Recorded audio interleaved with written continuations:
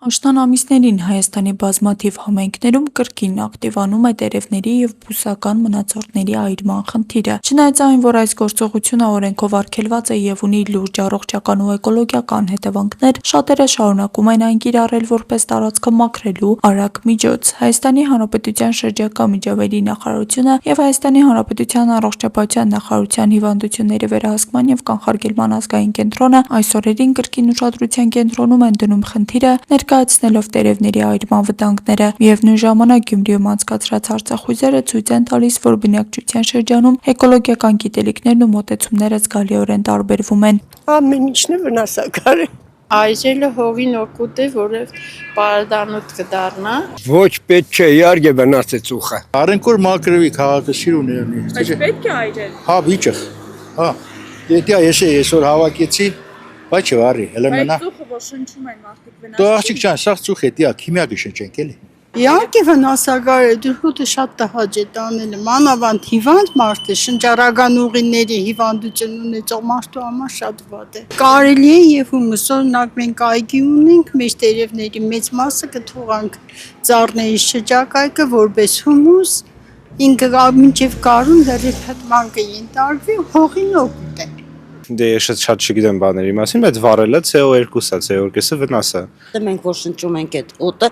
մարդկանց համար իհարկե վնաս է։ Շրջակա միջավայրի նախարարության հաղորդագրության համաձայն տերևների այրման ընթացքում մթնոլորտ են արտանետվում թունավոր նյութեր, որոնք կարող են առաջացնել գլխացավ, հազ, շնչահեղձություն, ալերգիկ ռեակցիաներ և սրել ասթման ու սրտանոթային հիվանդությունները։ Հիվանդությունների վերահսկման և կանխարգելման ազգային կենտրոնը ևս փաստում է։ Այրման ընթացքում արտազատվող մանր մասնիկներն ու ծխային գազերը հատկապես վտանգավոր են երեխաների և տարեցների համար։ Երեխաների մոտ դրանք կարող են նպաստել բրոնխիտի, ասթմայի սրացման և ուշադրության խանգարումներին։ Նույնքան մտահոգիչ է օդի որակի վրա ազդեցությունը։ Այրված տերևների ծուխը բարձրացնում է օդում կախված միկրոմասնիկների քանակը, որոնք երկար ժամանակ չեն նստում, առաջացնելով մառախուղ, տեսանելիության վատացում և օդի որակի ընդհանուր նվազում։ Պաշտոնական տվյալներով տերևների այրումը խաթարում է հողի բնական բերրիությունը, ոչնչացնում է օգտակար միկրոօրգանիզմներն ու միջատներին։ Սա վնասում է բնական էկոհամակարգերի հավասարակշռության և երկարաժամկետ վնաս է հասցնում շրջակա միջավայրին։ Տերևների անզգույշ այրումը այն պատճառների շարքում է, որի հետևանքով տարիներ շարունակ գրանցվել են խոտածածկ և անտառային հրդեհներ։ Տերևներն ու տերևաթափից առաջացած մնացորդները այրելը Հայաստանում օրենքով արգելված է։ Խախտման դեպքում սահմանված է քաղաքացիների համար նախազգուշացում կամ 50,000 դրամ տուգանք, պաշտոնատար անձանց համար 200,000 դրամ տուգանք։ Աստղիկ Խաչատրյան, Խանո Վանեսյան, այսօր։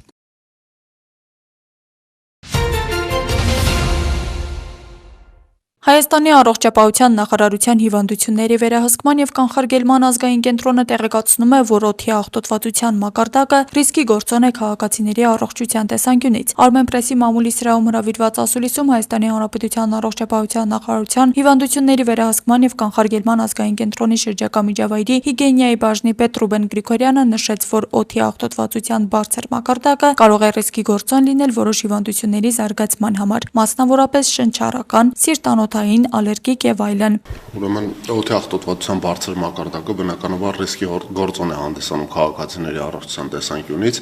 բայց այստեղ շատ կարևոր է մի քանի հանգամանք, մասնավորապես օդի աղտոտվածության որ ցուցանիշներով է աղտոտված օդը, ինչ ժամանակահատվածում է օդի աղտոտվածությունը տևել եւ չմոռանանք, որ մեր հիվանդությունների առաջացման պատճառները բազմագործոն են եւ դրանից կախված, այսինքն ունենք վարքագծային գործոններ, որ մի գործոնով չի կարելի նշել, որ այս կամ այն հիվանդությունը կարող է բարձրանալ։ Սակայն ռիսկի գործոնը դա կա, առկա է եւ փաստ է, որ աղտոտվածության բարձր մակարդակը նպաստում է կարող է նպաստել որոշակի հիվանդությունների զարգացմանը։ Հորդորս մեր ազգաբնակչությանը, մասնավորապես կուզենայի առանձնացնել ներկայումս Հայաստանի Հանրապետությունում հրդեհային տարածքներ ունենք, այդ տարածքների հարակից բնակավայրերի բնակիչներին առավել եւս, որպեսզի հնարավորինս փակ պահեն լուսամուծները, հնարավորինս քիչ գտնվեն ծխով աղտոտված տարածքներում, որոշակի անհանգստություններ, որոշակի առողջական խնդիրներ ունենալու դեպքում չզբաղվեն ինքնաբուժությամբ, անմիջապես դիմեն մասնագիտացված կառույց, հաշվի առնելով հետագա զարգացման հնարավոր ընթացքները։ Շնորհակալ եմ։ Վերջին օրերին Հայաստանի մի շարք մարզերում անտառային հրդեհների թվի աճը էապես ծանրաբեռնել է ներքին գործերի նախարարության փրկարար ծառայության աշխատանքը։ Ծառայությունն ուժեղացված ռեժիմով է գործում միաժամանակ պայքարելով տարբեր օջախների դեմ։ Խոսենք Գարքունիքի մարզում առաջացած հրդեհի մասին։ Հրդեհի ազանքը ստացվել է ամսի 21-ին։ Փրկարար ծառայությունը մեծ թվով ուժեր ներգրավեց դեպքի վայր հրդեհը կանխարգելելու համար, գրեթե մոտ 1400 փրկարար ծառայող մասնակցեցին հրդեհաշիջման աշխատանքներին։ Հրդեհը արդեն իր տեմպերը թուլացրեց ամսի 22-ին, 22-ի երեկոյան, ինչը հնարավորություն տվեց մեր ուժերը տեղափոխել Տավուշի մարզ։ Ինչպես գիտեք, Տավուշի մարզում արդեն երեկվանից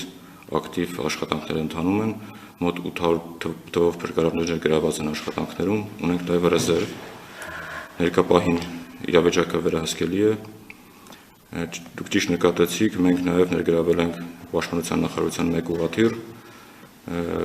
որի միջոցով մենք իրականացնում ենք հրդեհաշիջման աշխատանքներ։ Հայտնի է, որ ներքին գործերի նախարարությունը նման տեխնիկա ձեռք բերելու ներկայումս անհրաժեշտություն չունի, քանի որ դա համարվում է թանկ պահվող տրանսպորտային միջոց, ծառայությունը շատ թանկ է դրա պահելու համար։ Շատ գումարներ են անհրաժեշտ։ Դեռևս մենք ունենք մեթոդներ, որոնք փորձում ենք կիրառել նման դեպքերում ավելի արդյունավետ օպտիմալ օգտագործենք օդային տրանսպորտը հրդեհները մարելու համար անտառային։ Մենք փորձում ենք մոդիֆիկացնել եղած ուղղաթիռները անտառային հրդեհների դեմ պայքարի համար։ Նրանց մեջ փորձում ենք կահավորել հատուկ բակեր, որոնք հնարավորություն կտան ուղղաթիռին ավելի մոտիկից իրականացնելու հրդեհաշիջումը։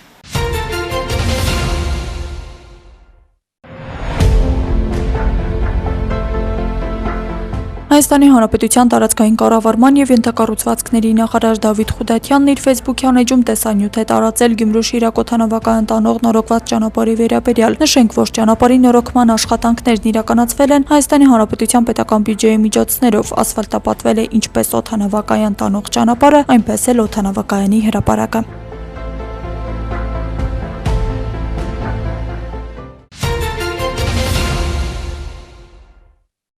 Ինքնայրումը երևույթ է, որը բնորոշ է աղբավայրերին։ Գյումրու քաղաքային աղբավայրը թե ինքնայրման, թե ենթադրյալ միտումնավոր այրումների հետևանքով թունավոր գազեր է արտանետում դեռ նախորդ դարից, ազդելով ոչ միայն օդի որակի, այլև հարակից թաղամասերում բնակվող մարդկանց առողջության վրա։ Մինչ քաղաքի իշխանությունները նշում են, թե այրումների ինտենսիվությունը հատկապես նկատելի է վերջին օրերին, հարակից թաղերի բնակիչները փաստում են, այս իրականությունը տասնամյակների պատմություն ունի։ Նրանց խոսքով այս իրավիճակն այլևս չի համապատասխանում խնդիր բառին։ Սա էկոլոգիական աղետ է, որի հետևանքները կուտակվել են տարիներ շարունակ անտարբերության, անգործության եւ խնդրին խորքային լուծում չտրամադրելու պատճառով։ Թե որքան խորն են այս տարիների վնասները, ինչ իրողություն է ձևավորվել աղբավայրի շուրջ ու որքանով են արդյունավետ այսօր ներկայացվող աշխատանքները, այսօր լրատվականը կներկայացնի առաջիկայում։ Վարչապետ Նիկոլ Փաշինյանի գլխավորությամբ տեղի է ունեցել Անվտանգության խորհրդի հերթական նիստը։ Նիստին բացի Անվտանգության խորհրդի անդամներից մասնակցել է նաև Հանրապետության նախագահ Վահագն Խաչատուրյանը։ Նիստի ընթացքում քննարկվել են Անվտանգության խորհրդի լիազորությունների շրջանակը ընդգրկող ընթացիկ օրակարգային և ռազմավարական բնույթի հարցեր։ Վարչապետ Նիկոլ Փաշինյանն ընդունել է Proud Engineers ընկերության հիմնադիր Տահավի Կոտկային, ով նախկինում ղեկավարել է Էստոնիայի տեղեկատվական համակարգերի գործակալությունը։ Վարչապետը կարևորել է թվայնացման ոլորտում Հայաստանի կառավարության և Proud Engineers ընկերության միջև համագործակցությունը, նշելով, որ թվայնացման գործընթացը Հայաստանում համարվում է առաջնահերթություն։ Նիկոլ Փաշինյանն անհրաժեշտ է համարել փորձի փոխանակումը, այդ թվում գործընթացը սահուն և արդյունավետ իրականացնելու համար։ Երկրի ղեկավարի խոսքով պետական կառավարման համակարգի թվայնացումը նոր ազդակ կհաղորդի պետական ինստիտուտների գործունեության արդյունավետությանն ու քաղաքացիներին որակյալ ծառայությունների մատուցմանը։ Տահավի Կոտկան ներկայացրել է Proud Engineers-ի գործունեությունը և եվրոպական տարբեր երկրներում թվայնացման ուղղությամբ իրականացված աշխատանքներն ու միջոցառումները։ Միաժամանակ նա անդրադարձել է թվայնացման սկզբունքներին, գործիքակազմերին և հնարավորություններին, պատրաստակամություն հայտնելով սերտորեն համագործակցել հայ գործընկերների հետ։ Դոնալդ Թրամփը հայտնել է, որ վերջին օրերին իր թիմը լուրջ առաջընթաց է գրանցել ռուս-ուկրաինական պատերազմի դադարեցման ուղղությամբ։ Սպիտակ տան ղեկավարը հայտնել է, որ 28 կետից բաղկացած կարգավորման ամերիկյան ծրագիրը կրճատվել է մինչև 22 կետ եւ կատարելագործվել հաշվի առնելով Մոսկվայի եւ Կիևի դիրքորոշումները։ Մնացել է միայն մի քանի տարաձայնություն, իմ հատուկ բանագնաց Սթիվ Ուիտկոֆը հաջորդ շաբաթ կհանդիպի նախագահ Պուտինի հետ Մոսկվայում, իսկ ռազմական ներկայացուցիչ Դեն Դրիսկոլը կերխոսի ուկրաինացիների հետ մանրամասնել է ԱՄՆ նախագահը։ Թրամփը հույս է հայտնել, որ շուտով կհանդիպի Զելենսկուն եւ Պուտինին, բայց միայն երբ համաձայնագիրը վերջնականացվի։ Միևնույն ժամանակ Սպիտակ տան ղեկավարը նշել է, որ փաստաթղթի ստորագրման վերջնաժամկետ չի սահմանել, սակայն նրա խոսքով Կիևը ստիպված կլինի ընտրել տարածքային ավելի մեծ կորուստների, զոհերի եւ պատերազմը հիմա դադարեցնելու միջև։ Ինչ վերաբերում է Մոսկվային, ըստ ԱՄՆ նախագահի ռուսական կողմն արդեն զիջման է գնում համաձայնելով դադարեցնել ռազմական գործողությունները։ Թրամփը վստահեցրել է, որ Եվրոպան լրջորեն կներգրավվի անվտանգության երաշխիքների մշակման գործընթացում։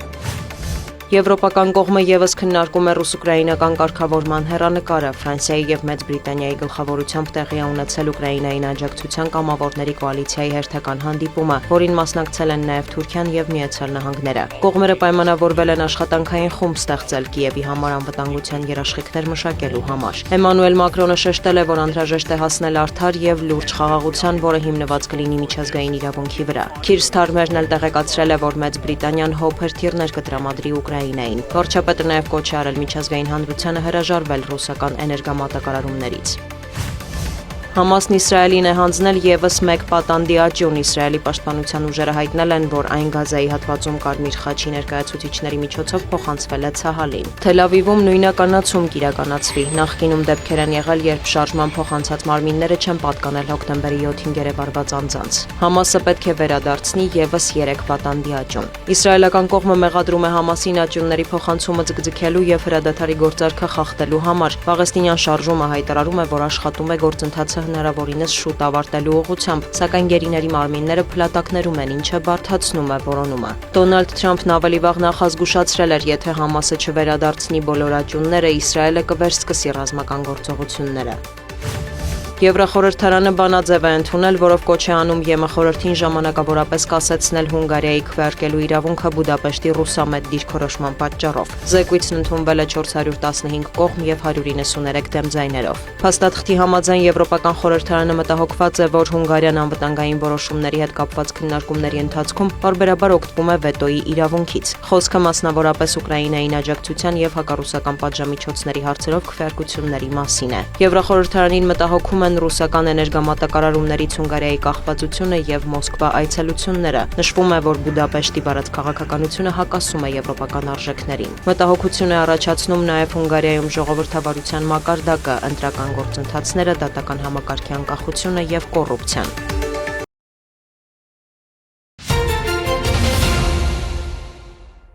Խաղաղություն աշխարհին։ Քանի որ սա բանա այդ Трубка мира խաղաղության ծխամորճը, դերումա խաղաղություն աշխարհին։ Ստեփանավանի Սոս Սարգսյանի անվան մշակույթի պալատում տեղի ունեցավ Ստեփանավանցի վարպետ, քանդակագործ, փայտագործ Գալուշ Չալաբյանի գործերի ցուցադրությունը։ Միջոցառմանն իրենց անձնական ցուցադրությունից ցուցանմուշներ էր տրամադրել Լոռի Փամբակի երկրագիտական թանգարանը, մյուս մասը Երևանի ժողովրդական արվեստի թանգարանը։ Վարպետ Գալոյի գործերը ցուցադրվել են խորհրդային տարիներին, իսկ վերջին տարիներին ցուցադրվել է գործերի միայն մի մասը։ Դա շատ կարևոր է, որ այսօր ավելի ամբողջական նմուշներն են պատկերված, որոնք շատ կարևոր են հատկապես երիտասարդների համար, երիտասարդ ստեղծագործողների համար, որոնց համար մի տեսակ վարպետաց դաս կարող է լինի այս նմուշների հետ ծանոթանալը, որովհետև Գալո Չալաբյանը ոչ միայն քանդակագործ էր, այլև մտածող էր, նաև հետաքրքիր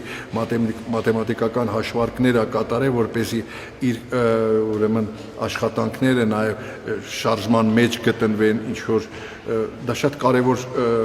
խնդիր է լուծել մի քանի տեսակետից։ Գալո Չալաբյանը 40-ական թվականներին Հայաստանը ներկայացրել է Մոսկվայում ժողովրդական ստեղծագործությունների ցուցահանդեսում։ հայկական տաղավարում ներկայացնելով իր գործերը։ Մեզ համար դա բոլորիս համար հպարտություն է եւ հետաքրքիր էր, որ նաեւ նա ունեցել է պոետիկ ոգի, պարզունակ, մի քիչ ավելի պրիմիտիվ, բայց այնուամենայնիվ իր գործերի վրա նաեւ գրված են իր իսկ բանաստեղծությունները, որոնք խոսում են նրա նուրբ հոգու մասին եւ թվացial նրա արտաքին տեսքը, որ նայում ենք նկարներով, թվացial նա կոպիտ այսպես կոշտ դեմքով հանդերձ, այնուամենայնիվ ունեցել է նուրբ պոետի հոգի եւ այդ ներկությունը նաեւ հաղորդել է իր գործերին։ Մենք բոլորս հպարտ ենք, որ նման հայրենակից ենք ունեցել, միշտ էլ կհպարտանանք, որովհետեւ շատ կարեւոր է ստեղծագործական մտածողություն ունեցող մարդկանց ներկայացնելը, տեղայնացումից ավելի դուրս հանել։ Միջոցառման ընթացքում ներկաները ականատես եղան վարպետի ձեռակերտ ու յուրօրինակ աշխատանքների ցուցադրությանը։ Աշխատանքներ, որտեղ համատեղվել են պոեզիան, արվեստը, արհեստն ու ճարտարապետությունը։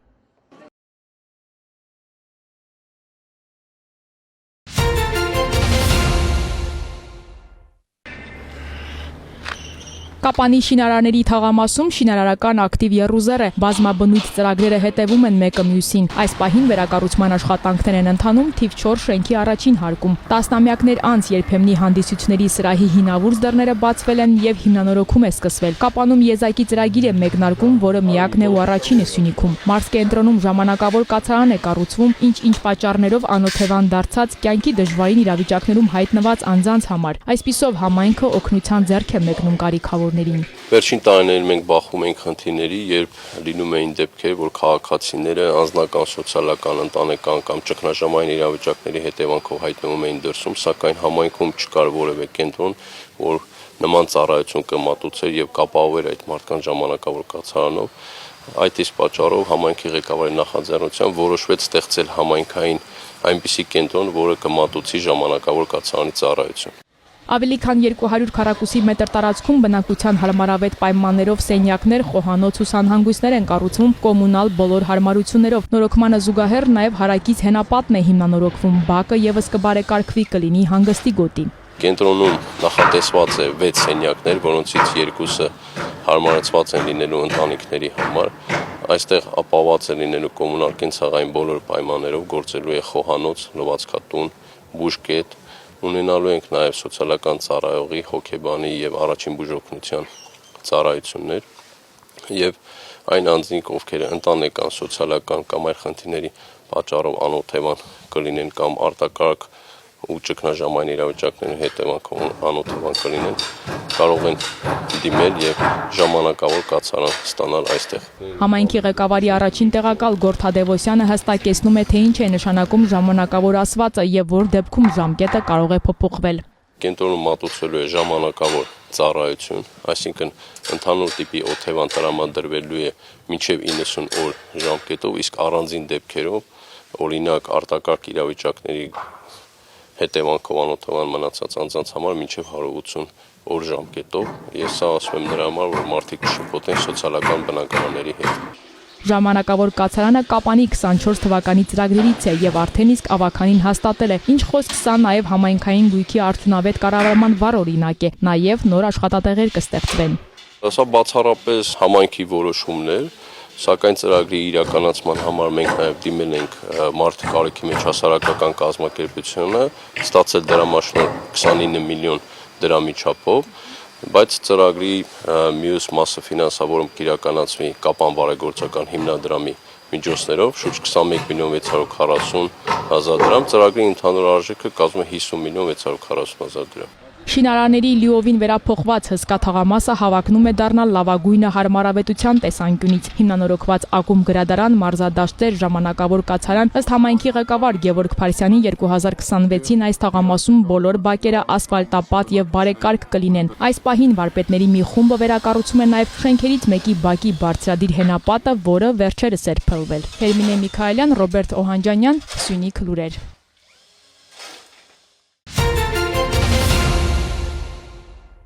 Ծխախոտային եւ ալկոհոլային գործունեությամբ զբաղվող տնտեսվարողները հաջորդ տարվանից ապրանքների մատակարարման դեպքում հաշվարկային փաստաթղթերում պարտադիր պետք է ներառեն նաեւ այդ ապրանքների նույնականացման միջոցների վերաբերյալ տվյալները։ Համապատասխան որոշումն ընդունվել է կառավարության կողմից։ 2026 թվականի հունվարի 1-ից ծխախոտային եւ ալկոհոլային արտադրանքների մատակարարման դեպքում այդ ապրանքների մատակարարման հաշվարկային փաստաթղթերում անհրաժեշտ է նաեւ ներառել դրոշմավորման ծածկագրերի վերաբերյալ տեղեկատվությունը։ Այդ նպատակով պետական եկամուտների կոմիտեն էլեկտրոնային հաշվարկային փաստաթղթեր համակարգում ստեղծել է համապատասխան հնարավորություն։ Նախքան հաշվարկային փաստաթուղթը դուրս գրելը, տնտեսվարողն առանձին CSV ֆայլով փաստաթղթին է կցում նույնականացման միջոցների վերաբերյալ ողջ տեղեկատվությունը։ Ծածկագրերը կցելիս համակարգն ինքնաշխատ կերպով ստուգում է դրանց վավերականությունը։ Եթե կցված փաստաթղթում առկա են ոչ վավեր ծածկագրեր, համակարգը տեղեկատվական հաղորդագրության միջոցով դրանք ցույց է տալիս։ Քանի որ ծխախոտային արտադրանքի եւ ալկոհոլային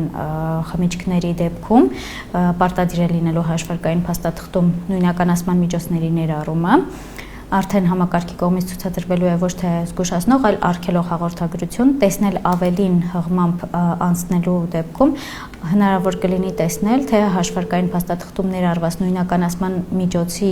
որ ծածկագրի մասով ինչ խնդիր է առկա։ Տնտեսվարողը պետք է ուշադիր լինի եւ հաշվարկային փաստաթղթին կցի բացառապես վավեր ծածկագրեր։ Իդեպ, մինչեւ հաշվարկային փաստաթուղթը դուրս գրելը, տնտեսվարողը կարող է ջնջել կցված ծածկագրերի ցանկն ու նորը կցել։ Այնուամենայնիվ, եթե մատակարարող կողմն արդեն դուրս է գրել հաշվարկային փաստաթուղթը, որում սակայն ծածկագրերը ներառված չեն եղել, ապա ֆայլ օնլայն համակարգով այլևս ծածկագրեր կցելու հնարավորություն չի լինելու։ Անհրաժեշտ գործողությունը հնարավոր կլինի կատարել ազգային օպերատորի իմարկ ինվոյս բջջային հավելվածով, քանի դեռ հաշվարկային փաստաթուղթը ստացողի կողմից չի ստորագրվել։ Եթե տնտեսվարողի բիզնես գործընթացն այնպիսին է, որ հաշվարկային փաստաթուղթը դուրս է գրվել առանց նույնականացման ծածկագրերի, ապա տնտեսվարողի ներկայացուցիչը, օրինակ առաքիչը, կարող է հենց տեղում, խանութում նույնականացման ծածկագրերն ավելացնել իմարկ ինվոյս հավելվածի միջոցով հաշվարկային փաստաթղթին, կարող է արդեն դուրս գրված հաշվարկային փաստաթղթում ներառված ծածկագրերի փոփոխություն իրականացնել, ինչպես նաև կարող է ստեղծել սևագիր հաշիվ, ավելացնելով նույնականացման ծածկագրեր։ Օրինակ, կարող ենք այս պահին արդեն դուրս գրված հաշվարկային փաստաթղթում ավելացնել նույնականացման ծածկագիր, որի սկզբանե ներառված չի եղել, սկանավորման միջոցով ենք իրականացնում, ահա Այստեղ տեսնում եք ունենք ավելացնելու հնարավորություն, սեղմում ենք, սկանավորում ծածկագիրը, ինչպես տեսնում եք, մեկ ծածկագիր ավելացավ հաշվարկային փաստաթղթին, սեղմում ենք ավելացնել և ուղարկում ենք։ Իդեպ հաշվարկային փաստաթուղթը ստացողի կողմից ստորագրվելուց հետո նույնականացման միջոցները տնօրինելու, դրանք հաշվարկային փաստաթղթում ներառելու եւ նույնականացման միջոցներով ապրանքները վերավաճառելու իրավասությունն անցնում է ստացողին։ Այդ իրավասությունը մատակարարողից ստացողին է փոխանցվում նաեւ ինքնաշխատ եղանակով, ապրանքների մատակարարման պահից 48 ժամ անց։ Բացի այդ, իրավասությունը համարվում է փոխանցված նաեւ այն դեպքում, եթե ստացողը իմարկ ինվոյս հավելվածի միջոցով ստուգում եւ հաստատում է նույնականացման միջոցների վերաբերյալ տեղեկատվությունը։ Նշենք, որ հավելվածը հնարավորություն է տալիս միաժամանակ սկանավորել մեկից ավելի ծածկագրեր։ Նույնականացման ծածկագրերի վերաբերյալ փոփոխություն իրականացնելու իրավասությունը գնորդ կողմին փոխանցվում է նաև այն դեպքում, երբ գնորդ կողմի ներկայացուցիչը, օրինակ պահեստապետը, իմարկ ինվոյս հավելվածի միջոցով ստուգում է հաշվարկային փաստաթղթին կցված ծածկագրերի վավերականությունը եւ հաստատում։ Ինչպես տեսնում եք, հաշվարկային փաստաթղթում կցված ծածկագրերը ստուգված չեն եւ գնորդ կողմը սեղմում է ստուգել, սկանավորում է ծածկագիրը, ինչպես տեսնում եք, մեկ ծածկագիր, ավարտել։ Եվս մեկ բարեփոխում եւ հստակեցում. Եթե կազմակերպությունը կամ պետական մարմինն ապրանքները ձեռք է բերում սեփական կարիքների համար, այսինքն չի նախատեսում դրանք վերավաճառել, ապա ֆայլ օնլայն համակարգի միջոցով կարող է համապատասխան նշում կատարել։ Ապրանքը նախատեսված է վերջնական սպառման համար։ Նշումը կատարելուց, հաստատելուց եւ հաշվարկային փաստաթուղթը ստորագրելուց հետո այդ փաստաթղթին կցված ապրանքների ծածկագրերն ինքնաշխատ կերպով ստանում են շրջանառությունից հանված կարգավիճակ։ Եթե դրոշմավորված ապրանքները ստացողը համարվում է այդ ապրանքների վերջնական սպառողը, հնարավորություն ունի այդ մասին հայտնել, նշելով, որ նա հանդիսանում է այդ ապրանքների համար վերջնական սպառող։ Դա հնարավոր է համակարգում կատարել երկու եղանակով, մեկը, որ ընտրի անհրաժեշտ հաշվարկային փաստաթղթերի քանակները եւ սեղմի վերջնական սպառում կոճակը, Մյուս տարբերակով համապատասխան նշումը հնարավոր է կատարել անմիջապես տվյալ հաշվարկային փաստաթղթի մեջ։ Իսկ հյուրանոցային, ռեստորանային կամ նմանատիպ այլ ոլորտներում գործունեություն իրականացնող տնտեսվարողները, որոնք նույնականացման միջոցներով ապրանքները վաճառում են մասնատելով, ծածկագրերը շրջանառությունից կկարողանան դուրս բերել ազգային օպերատորի մեկ այլ Imark Receipt տեղեկատվական հավելվածի միջոցով։ Կառավարության կողմից սահմանվել են այն դեպքերը, երբ դրոշմավորման ծածկագրերը հնարավոր կլինի շրջանառությունից հանել բջջային հավելվածի միջոցով։ Այդպիսի դեպքերից է օրինակ ապրանքի մասնակի օտարումը, դրոշմավորված ապրանքները այլ ապրանքի արտադրության համար օգտագործումը կամ սեփական կարիքների համար օգտագործումը, ինչպես նաև այն դեպքերում, երբ դրոշմավորված ապրանքը օգտագործվում է ծառայության մեջ եւ դրա արժեքը ներառված է արդեն ամբողջ ծառայության արժեքի մեջ։ Imark Receipt տեղեկատվական հավելվածի միջոցով տնտեսվարողները կարող են սկանավորել իրենց մոտ առկա ապրանքների նույնականացման ծածկագրերը եւ ծածկագրերի վերաբերյալ տեղեկատվությունը կփոխանցվի ՊԵԿ էլեկտրոնային շտեմարաններ։ Տնտեսվարողները Imark Receipt հավելվածի միջոցով հնարավորություն ունեն ուղարկել տվյալները, ինչպես նաև եթե սխալ են թույլ տվել, հնարավորություն ունեն վերադարձնելու սխալ ուղարկվածը, կարող են այսպես սկանավորելով գցել ծածկագիրը։ Ինչպես տեսնում եք, մենք ունենք մեկ վավեր ծածկագիր եւ վերջ ծածկագիրը ուղարկվեց ՊԵԿ տեղեկատվական շտեմարան։ Այսպիսով, նոր գործիքների կիրառմամբ պետությունը կկարողանա լիարժեք վերահսկել դրոշմավորված ապրանքների շրջանառությունը արտադրությունից մինչև վերջնական սպառում։ Իսկ տնտեսվարողը հնարավորություն կունենա նույնականացման միջոցների վերաբերյալ տվյալները ստուգել, անհրաժեշտության դեպքում շրջանառությունից հանել էլեկտրոնային հարթակների միջոցով։ Օրերս համացանցում տեսանյութ էր շրջանառվում, որում երևում էր, թե ինչպես է Մայրաքաղաքի Փափազյան փողոցում հանդիպակաց երթևեկում ջիպ մակնիշի ավտոմեքենայի վարորդը։ Համացանցում տեղ գտած մի տեսանյութում էլ աշտարակի խճուղում նույն կերպ վարում էր Հոնդայի վարորդը։ Այս երկու դեպքով էլ Երևանի պարեկները հայտնաբերել են վարորդներին։ Նրանց նկատմամբ կազմվել են վարչական իրավախախտման վերաբերյալ համապատասխան արձանագրություններ։ Վարչական իրավախախտումների վերաբերյալ օրենսգրքի 124-րդ հոդվածի 18-րդ մասը հստակ սահմանում է տրանսպորտային միջոցների վարորդների կողմից հանդիպակաց երթևեկության գոտի դուրս գալը, եթե դա կապված չէ վազանցը թույլատրված տեղերում վազանց կատարելու կամ կանգնած տրանսպորտային միջոցը կամ խոչընդոտը շրջանցելու հետ, եւ եթե առանց հանդիպակաց երթևեկության գոտի դուրս գալու անհնար է շրջանցել կանգնած տրանսպորտային միջոցը կամ խոչընդոտը, առաջացնում է տուգանքի նշանակում սահմանված նվազագույն աշխատավարձի 25 պատիկի չափով տուգանային միավորի կիրառում 4 միավոր։ Հարգելի վարորդներ, ներքին գործերի նախարարության ոստիկանությունը հորդորում է խստագույնս պահպանել ճանապարհային երթևեկության կանոնները, հարգել երթևեկությունը ձեզ հետ կիսող մյուս մասնակիցներին։